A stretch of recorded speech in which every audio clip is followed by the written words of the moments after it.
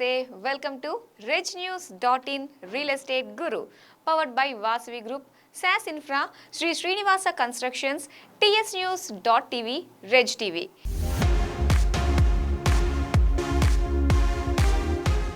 మీరు హైదరాబాద్లో స్థిర నివాసాన్ని ఏర్పాటు చేసుకోవాలని అనుకుంటున్నారా? అయితే మీరు ఎక్కడ కొనాలని చూస్తున్నారు? మీ బడ్జెట్ ఎంత? ఎప్పటిలోపు కొనాలని భావిస్తున్నారనే వివరాల్ని మాకు తెలియజేయండి. మీకు మేము బెస్ట్ ప్రాజెక్ట్స్ను సజెస్ట్ చేస్తాం. మీరు కాల్ లేదా వాట్సాప్ చేయాల్సిన మా ఫోన్ నెంబర్ 9030034591. మీరు regtv.editor@gmail.comకు మెయిల్ కూడా చేయొచ్చు. హైదరాబాద్లో మీరు ప్రీ లాంచ్ల్లో ఫ్లాట్లు కొని ఇబ్బంది పడుతున్నా మాకు సమాచారం ఇవ్వండి. మా నిపుణులు మీ సమస్యకు పరిష్కారం చూపెడతారు.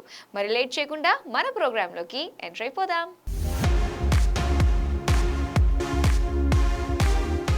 నిర్మాణ రంగం పనితీరు మెరుగ్గానే ఉందంటోంది క్రెడై తెలంగాణ. మరి వచ్చే నెల క్రెడై తెలంగాణ స్టేట్ కాన్ను హైదరాబాద్లో నిర్వహిస్తున్న సందర్భంగా ఈ సంఘానికి చెందిన కీలక సభ్యుల్ని రియల్ ఎస్టేట్ గురు పలకరించింది. మరి ప్రస్తుత తరుణంలో ఎక్కడెక్కడ ఫ్లాట్లు ప్లాట్లు కొనుగోలు చేయాలి, RRR ఏర్పాటుకు గ్రీన్ సిగ్నల్ రావడంతో ఏ ప్రాంతాల్లో స్థలాల్ని కొనుగోలు చేస్తే మంచి రిటర్న్స్ వస్తాయో వారిని అడిగి తెలుసుకుందాం.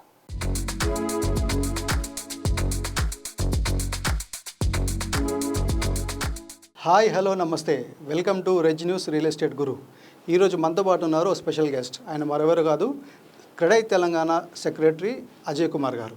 మరి అజయ్ కుమార్ గారిని అడిగి రియల్ ఎస్టేట్ మార్కెట్ సంబంధించిన లేటెస్ట్ విషయాలను తెలుసుకుందాం. నమస్కారం సార్. నమస్తే అండి. మీరు లాస్ట్ 2 years బ్యాక్ కూడా మీరు స్టేట్ కాన్ చేశారు. అప్పుడు చీఫ్ గెస్ట్గా మన గవర్నర్ గారు వచ్చినట్టున్నారు కదా. సో దానివల్ల బెనిఫిట్ ఏమైనా జరిగిందంటారా? చాలా జరిగిందండి. ఇండస్ట్రీస్ జరిగింది, బిల్డర్స్ జరిగింది, అండ్ మోర్ ఓవర్ కస్టమర్స్ కూడా ఒక నమ్మకం కలిగింది క్రెడై అంటే. అండ్ చాలామంది బిల్డర్స్కు మేలు జరగడం అంటే దే హ్యావ్ అప్టెండ్ అంటే న్యూ టెక్నాలజీ కానీ న్యూ ట్రెండ్స్ ఏమున్నాయో ఫాలో అయ్యి ఇప్పుడు ఎంతో అభివృద్ధి చెందిందండి. సో మరి స్టేట్ కాన్ ఇప్పుడు అంటే ఏ థీమ్తో చేస్తున్నారు ఈ క్రెడై 2024 స్టేట్ కాన్? ఏమైనా థీమ్ని మీరు అడాప్ట్ చేసుకున్నారా లేకుంటే? థీమ్ అంటే అండి దీనికి 2 రకాలు ఉందండి. Overall development of the state ఒకటి తీసుకుంటాం. నాట్ ఓన్లీ హైదరాబాద్, సరౌండింగ్ హైదరాబాదే కాకుండా ఓవరాల్ డెవలప్మెంట్ కావాలని పెట్టదలుచుకున్నాం. దాంట్లో ఏంటంటే ఈ 2 tier and 3 tier cities. 2 tier cities అంటే ఎర్స్ట్వైల్ డిస్ట్రిక్ట్స్ అంతా 2 tier సిటీస్కి వస్తాయండి. దాంట్లో ఇండస్ట్రియల్ హబ్ ఆల్రెడీ మనకు ఐటీ టవర్స్ అని ఐటీ హబ్స్ ఎట్లా వచ్చినాయో దాన్ని ఇంకా పెద్ద స్థాయికి తీసుకెళ్ళి అక్కడ కూడా ఎంప్లాయ్మెంట్ జనరేషన్ ఒకటి చేయాలని, దాని ద్వారా ఇండస్ట్రీ అక్కడ కూడా అభివృద్ధి చెందుతుంది. And moreover industrial hubs కూడా ఆల్ 2 tier 3 tier సిటీస్లో కూడా ఇంట్రడ్యూస్ చేసి చేయాలనేది మా ఒక కోరిక. జనరల్గా సార్ ఇప్పుడు మన తెలంగాణలో 2 tier సిటీస్ అంటే ఏమేమి డిస్ట్రిక్ట్స్ వస్తాయి, ప్లస్ 2 tier సిటీస్లో రియల్ ఎస్టేట్ మార్కెట్ ఎలా ఉంటుంది అంటే జనరల్గా ట్రెండ్స్ ఎలా ఉంటాయి? ఆల్మోస్ట్ ఆల్ 2 tier సిటీస్ అంటే ఇప్పుడు మన ఎర్స్ట్వైల్ డిస్ట్రిక్ట్స్ అనండి, వరంగల్ కానివ్వండి, కరీంనగర్, హైదరాబాద్ వదిలేస్తే హైదరాబాద్ వదిలేసి మిగతా జిల్లాలు, పాత జిల్లాలన్నీ 2 tier సిటీస్కి వస్తాయండి. అండ్ 3 tier సిటీస్ అంటే అప్కమింగ్ జిల్లాలని వనపర్తి, గద్వాల, మహబాద్ అట్లాంటివన్నీ 3 tier సిటీస్కి వస్తాయండి. అక్కడ కూడా real estate development, apartment construction ఇవన్నీ పెరిగిపోయినాయి. మోరోవర్ ఏంటంటే ల్యాండ్ వాల్యూ చాలా పెరిగిపోవడం వల్ల అఫోర్డబిలిటీ తగ్గిపోవడం వల్ల అది జరిగింది. ఈ అఫోర్డబిలిటీ పెరగడం వల్ల గవర్నమెంట్ నుంచి మాకు ఇచ్చే రిజిస్ట్రేషన్ ఛార్జెస్ కానీ, వాళ్ళకు ఎంకరేజ్మెంట్గా వాళ్ళ పేరు పైన రిజిస్ట్రేషన్ అయితే ఒక రాయితీలు ఇవ్వాలని, అట్లాంటివి చేస్తే ఇంకా 2 tier అండ్ 3 tier సిటీస్లో రియల్ ఎస్టేట్ బాగా పుంజుకుంటుందని మా ఒక అభిప్రాయం. సో జనరల్గా 2 tier సిటీస్లో ప్లాట్ సేల్స్, ఫ్లాట్ సేల్స్ ఎలా జరుగుతాయి సార్? అంటే ఆన్ అండ్ యావరేజ్గా రేట్స్ ఎలా ఉంటాయి ఈ 2 tier 3 tier సిటీస్లో? జనరల్గా 2 tier 3 tier సిటీస్లో మినిమం వచ్చేసి 1100 square feet ఉంటుందండి 2 bedroom, అండ్ 3 bedroom మ్యాక్సిమం వచ్చేసి 2000 square feet, అంటే 1100 to 2000 రేంజ్లో ఉంటాయండి. That's a affordable this thing. And more over cost factor తీసుకున్న హైదరాబాద్లో ఉన్న దానికంటే అక్కడ అరౌండ్ 4000 to 6500, 7000 రేంజ్లోనే మనకు per square feet rate. Thank you so much. Me valuable time మాకు స్పేర్ చేసినందుకు thank you so much. Thank you sir. Thank you.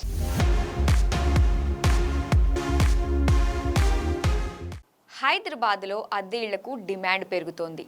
అంతేకాదు ఇంటి రెంట్స్ కూడా భారీగా పెరిగిపోతున్నాయి. వర్క్ ఫ్రమ్ హోమ్ నుంచి ఐటీ రంగ ఉద్యోగులంతా పూర్తి స్థాయిలో కార్యాలయాలకు వస్తున్నారు. దీంతో ఇప్పుడు ఆఫీసులన్నీ ఎంప్లాయీస్తో కలకల్లాడుతున్నాయి. అయితే ఇదంతా ఇంటి అద్దెలపై ప్రభావం చూపుతోంది. హైదరాబాద్లో ప్రాంతాన్ని బట్టి 5 నుంచి 15% మేర ఇంటి అద్దెలు పెరిగాయని రియాలిటీ మార్కెట్ వర్గాలు చెబుతున్నాయి.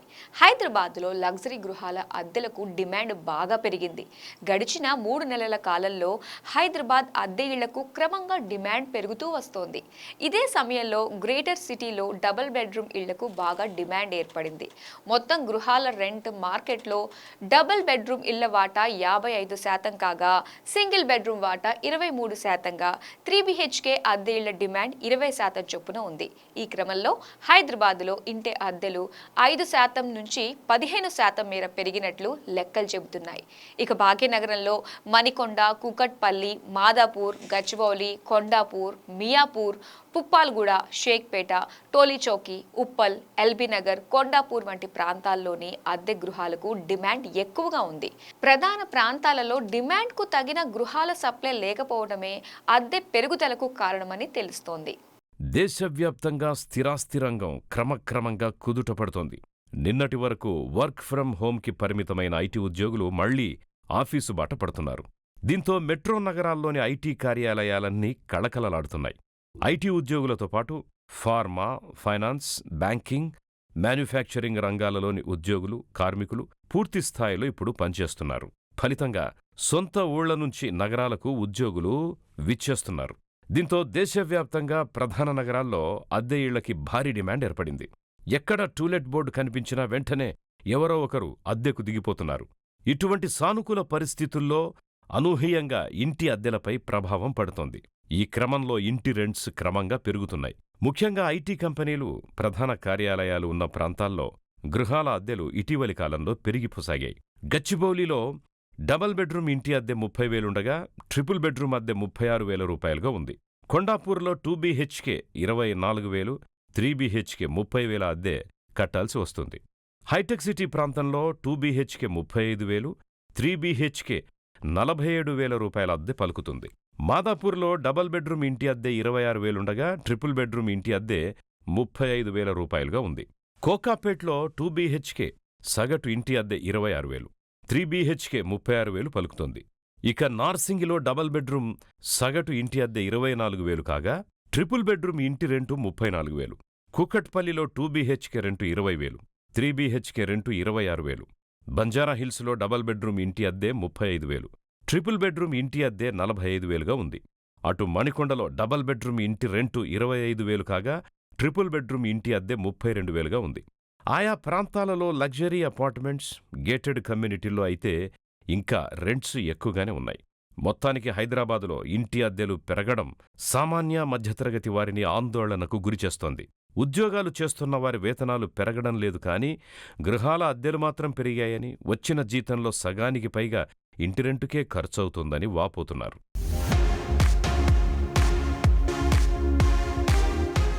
హైదరాబాద్ నిర్మాణ రంగంలో సుమారు 3 దశాబ్దాల అనుభవం గల వాసవి గ్రూప్ ఈస్ట్ హైదరాబాద్లో ఎల్బీ నగర్ మెయిన్ రోడ్ మీద నిర్మిస్తున్న మెగా ప్రాజెక్టే వాసవి ఆనంద నిలయం. ఇది సౌత్ ఇండియాలోనే అతిపెద్ద గేటెడ్ కమ్యూనిటీ అనే విషయం మీకు తెలుసా? ఇందులో దాదాపు 100కు పైగా ప్రపంచ స్థాయి సదుపాయాల్ని వాసవి సంస్థ పొందుపరుస్తోంది. ఇందులో నిర్మాణం వచ్చేది కేవలం 28% స్థలంలోనే. సుమారు 29.37 ఎకరాల్లో నిర్మిస్తున్న ఈ ప్రాజెక్టులో సుమారు 3,576 ఫ్లాట్లను నిర్మిస్తున్నారు. మరి ఈస్ట్ హైదరాబాద్కే సరికొత్త అందాన్ని తెచ్చేలా రూపుదిద్దుకుంటున్న వాసవి ఆనంద నిలయంపై రియల్ ఎస్టేట్ గురు అందిస్తున్న ఎక్స్క్లూజివ్ స్టోరీని చూసేద్దాం.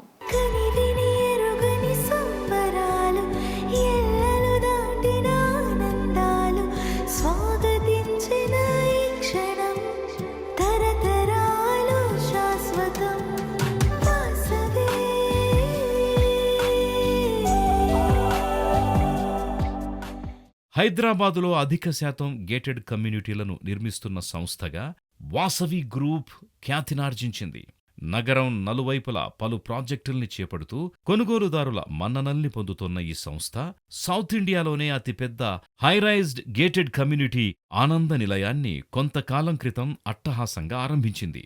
దాదాపు 29.37 ఎకరాల విస్తీర్ణంలో సుమారు 33 అంతస్తుల ఎత్తులో నిర్మిస్తున్న ఈ ప్రాజెక్టులో వచ్చేవి మొత్తం 11 టవర్లు, 3,576 ఫ్లాట్స్.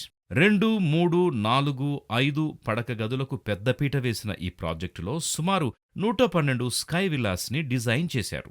మొత్తం నిర్మాణం వచ్చేది 28% స్థలంలోనే, మిగతా 72% ఓపెన్ స్పేస్గా వదిలేశారు.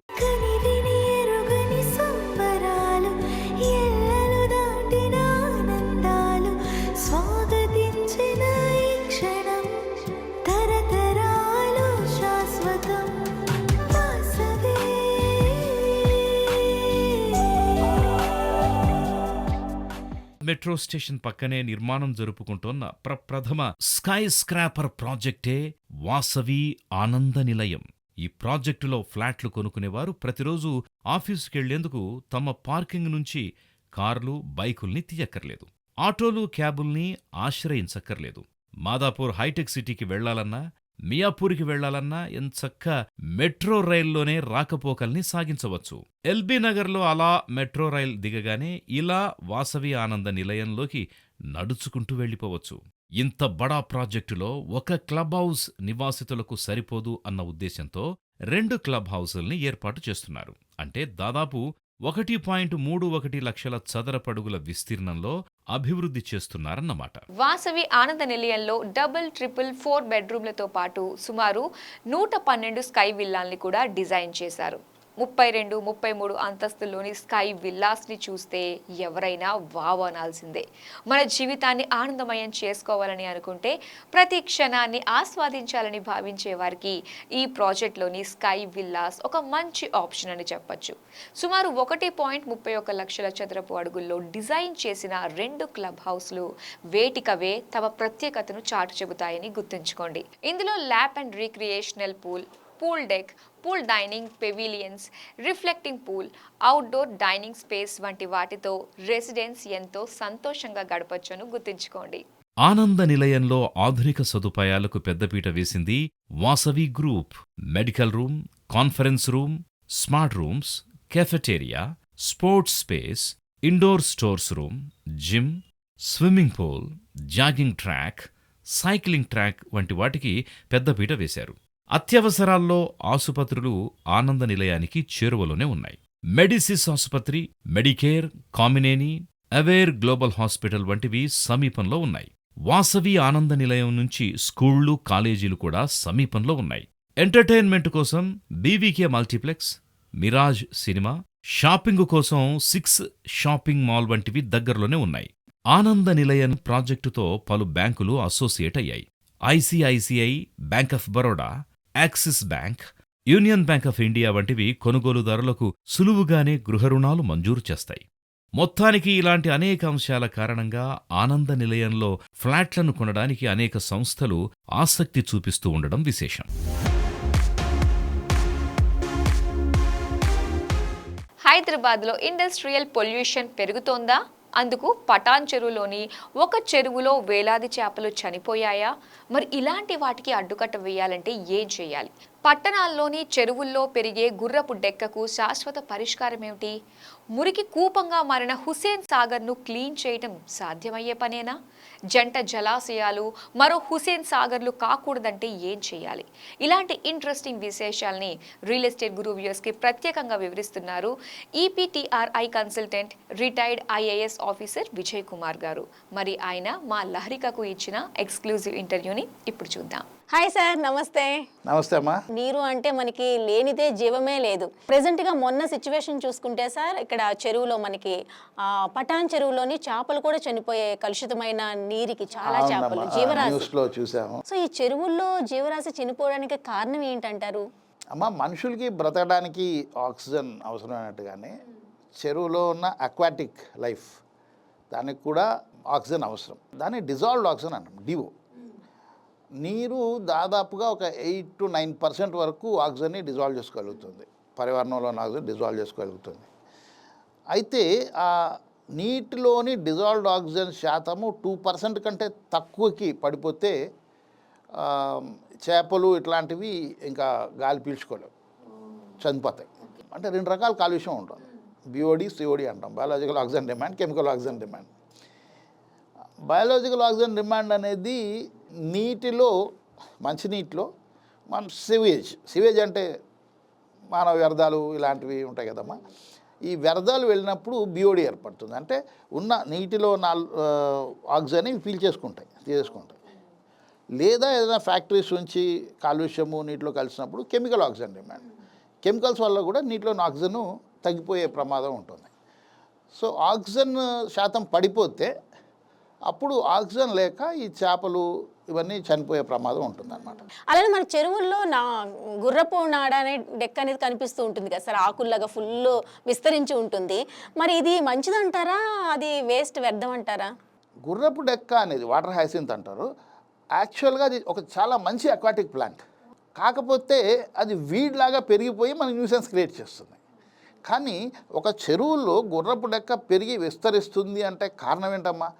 నీరు క్లియర్గా లేదు, నీటిలో న్యూట్రియంట్ మొక్కలకి అవసరం, మానవులకు కలుషితమైంది మొక్కలకి న్యూట్రియంట్. మానవ రీత్యా ఉన్న కాలుష్యము అది న్యూట్రియంట్ కింద తీసుకొని అది పెరుగుతుంది విపరీతంగా. సో నీటిలో ఉన్నది న్యూట్రియంట్. ఇప్పుడు ఆ నీటిలో ఆ న్యూట్రియంట్ని మనం తీసివేయగలిగితే, క్లియర్ వాటర్ చెరువులు అందించగలిగితే గుర్రపడకి ఎందుకు పెరుగుద్దమ్మా? ఆటోమేటిక్గా ఉండదు, పెరగదు. దానికి ఆహారం లేకపోతే ఎలా పెరుగుతుంది? మీరు ఎక్స్పెరిమెంట్ చేయండి, ఆరో వాటర్ పెట్టి చిన్న ప్లాంట్, గుర్రపడక ప్లాంట్ తీసుకొచ్చి పెంచి చూడండి, ఎంత పెరుగుతుందో చూడండి, 4 రోజుల్లో పెరగదు. థ్యాంక్ యూ సో మచ్, ధన్యవాదాలు సార్, మంచి ఇన్ఫర్మేషన్ ఇచ్చారు.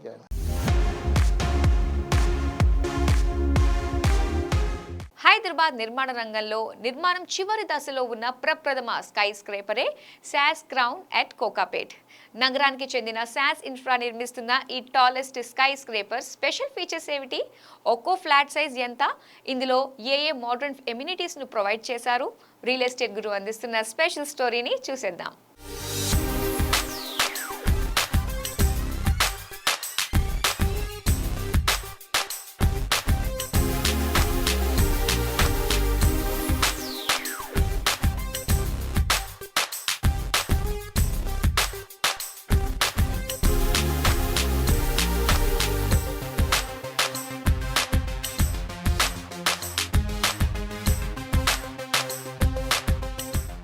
హైదరాబాదులో హ్యాండోవర్కి సిద్ధమవుతోన్న ప్రప్రథమ skyscraper SAS Crown. G+57 అంతస్తుల ఎత్తైన ఈ sky scraper Kokapet service road మీద ఎంతో టీవీగా నిలబడుతూ దర్శనమిస్తోంది. 58 అంతస్తుల స్ట్రక్చర్ పనుల్ని పూర్తి చేసుకున్న ప్రప్రథమ స్కై స్క్రాపర్ సాస్ క్రౌన్ కావడం గమనార్హం. కోకాపేట్లోని గోల్డెన్ మైల్ లేఅవుట్లో సుమారు 4.5 ఎకరాల్లో రూపుదిద్దుకున్న ఈ లగ్జరీ ప్రాజెక్టు గురించి ఎంత చెప్పినా తక్కువే అనాలి. సుమారు 5 టవర్లలో డిజైన్ చేసిన ప్రాజెక్టులో కేవలం 235 కుటుంబాలు మాత్రమే నివసించడానికి అవకాశం ఉంది. అంటే ఆ 235 ఫ్యామిలీస్ వెరీ స్పెషల్ అని చెప్పొచ్చు.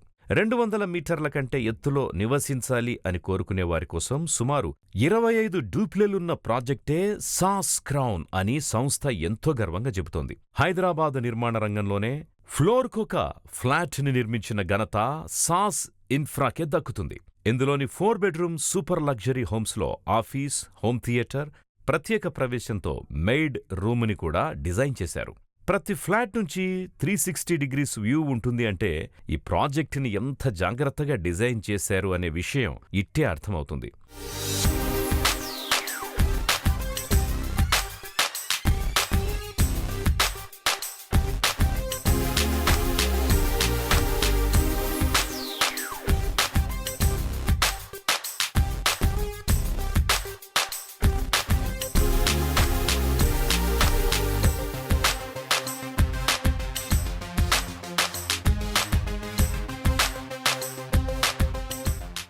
సాస్ క్రౌన్ లొకేషన్ అడ్వాంటేజ్ ఏంటంటే రింగు రోడ్డు మీదే ఎంట్రీ మరియు ఎగ్జిట్ ఉండడం, డబుల్ హైట్ లాబీలు, 12 ఫీట్ల హైట్ సీలింగ్, గ్రాండ్గా కనిపించే ఫసాడ్ ఈ ప్రాజెక్టుకే రాయల్ లుక్ని ఇస్తున్నాయి.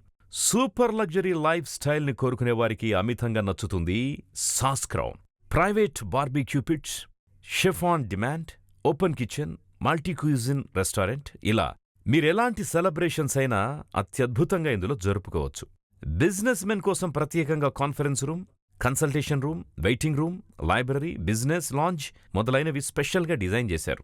ఇందులోని sundeck rooftop lawns, open air jacuzzi, aroma gardening, climbing boulder, yoga gardens వంటివి మీ లైఫ్ స్టైల్కి చక్కగా పనికొస్తాయి. Spa, Olympic size pool, entertainment, games room, mini mart వంటివి ఏర్పాటు చేశారు. ఇక ఫిట్నెస్ ప్రియులకు multi sports courts, amphitheatre, plazas, fitness zones, exercise stations వంటివి స్వాగతం పలుకుతాయి. Plantation gardens, food reflexology, pet Jones వంటివి మీ ఆధునిక లైఫ్ స్టైల్ని మరో స్థాయికి తీసుకెళ్తాయి అనడంలో ఎటువంటి సందేహం లేదు. మొత్తానికి హైదరాబాద్లో నిర్మాణం పూర్తిగా వస్తున్న అత్యంత ఎత్తైన ప్రీమియం స్కై స్క్రాపర్లో నివసించడానికి మీరేమాత్రం ఆలస్యం చేయకండి. అతి కొద్ది ఫ్లాట్లే మిగిలి ఉన్నాయి కాబట్టి నేడే మీకు నచ్చిన ఫ్లాట్ని సొంతం చేసుకోండి. రియల్ ఎస్టేట్ రంగానికి సంబంధించిన లేటెస్ట్ అప్డేట్స్ కోసం డిజిటల్ మీడియాలో రెజ్ టీవీ మరియు reznews.in ని తప్పకుండా ఫాలో అవ్వండి. తెలుగులోనే మొట్టమొదటిసారిగా రియల్ ఎస్టేట్ పై ఎక్స్క్లూజివ్ న్యూస్ పేపర్ ePaper.reznews.in ని సబ్స్క్రైబ్ చేయడం ఎట్టి పరిస్థితుల్లో మర్చిపోకండి. సో ఈ వారం మన RegNews.in రియల్ ఎస్టేట్ గురువు మీకు నచ్చిందనుకుంటా. వచ్చే వారం మరిన్ని ఇంట్రెస్టింగ్ విశేషాలతో మళ్ళీ మీ ముందుకు వస్తుంది మీ RegNews.in real estate Guru. Until then, this is your Madhuri Kandavali signing off. Bye bye.